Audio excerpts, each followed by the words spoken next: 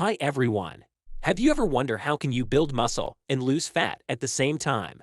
A lot of people think the answer is simple. You can't. If you want to build muscle, you need to do a proper bulk, and if you want to lose fat, you need to do a proper cut. This idea is from the bodybuilding old school, where it was thought that you had to be in a massive caloric surplus to build size and the cut to low body fat percentages. But recent scientific evidence has challenged this idea. For example, this 2013 study from Garth and colleagues found that even when they overfed subjects by 600 extra calories per day, they actually didn't gain significantly more muscle, but did gain over 3 times the fat mass.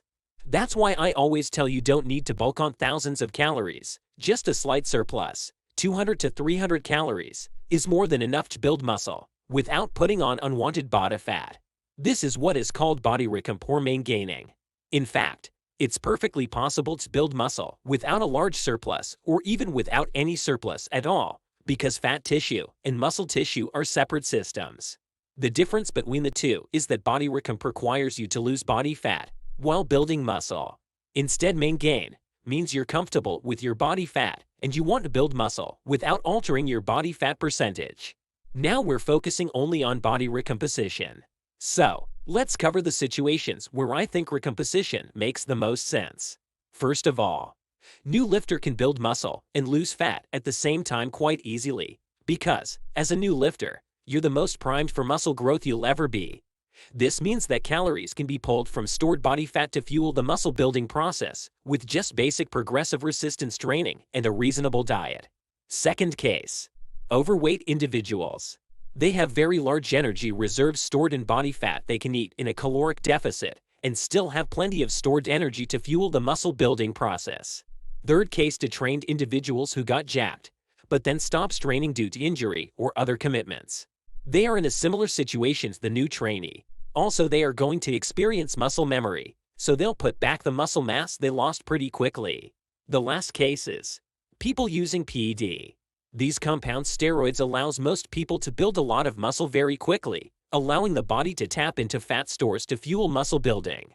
Body recomp can be applied also to people who trained for a long time, but they have always trained half-assed, so they never pushed really hard, and this means that they have a lot of potential to build more muscle.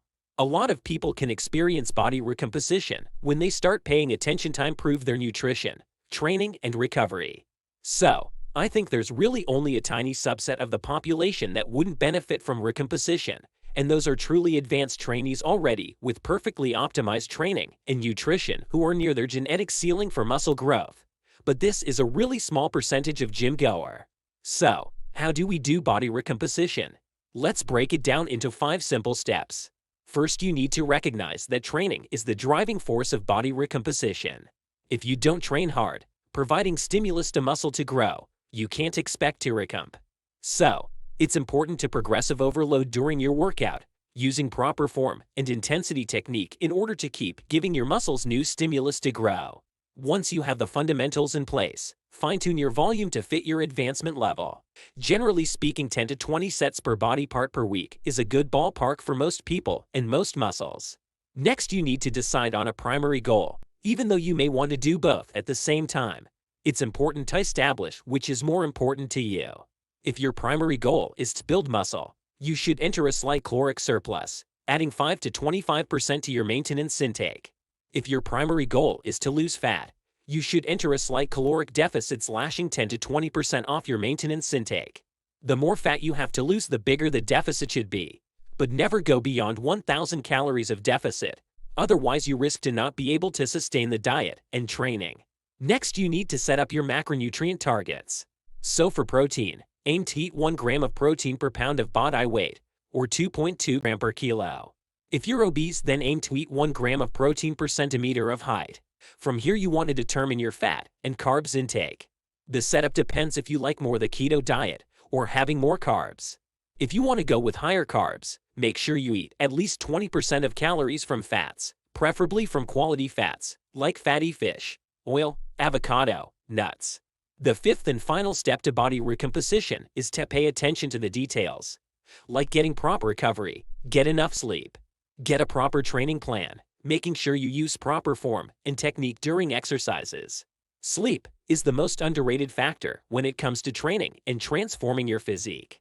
Just consider this 2018 study, where they split 36 subjects up into two groups that both entered a caloric deficit. Except one group slept 1 hour less 5 nights per week, but they were also allowed to sleep 1 hour extra on the weekends to catch up. After 8 weeks of dieting, weight loss was the same in both groups, but the group that slept well lost 83% of their weight from fat, whereas the sleep-restricted group lost 85% of their weight as lean mass. That is crazy. Now, it's worth mentioning that these subjects weren't weight training, so lifting probably would have flattened out the results a bit, but I don't think it would have been enough to offset that enormous difference that sleep made. Also, make sure to eat 4 to 5 meals a day with protein to optimize muscle protein synthesis, and make sure to eat before training, in order to have plenty of energy to perform at your best during your training session. You can also think of using supplements. The most important to use to stimulate muscle growth would be using creatine, caffeine, and protein powder. If you want more information on nutrition and diet, don't forget to check out my nutrition and diet book. Hope you like the video. Don't forget to subscribe, comment, like, and share it with your friends. See you on the next one.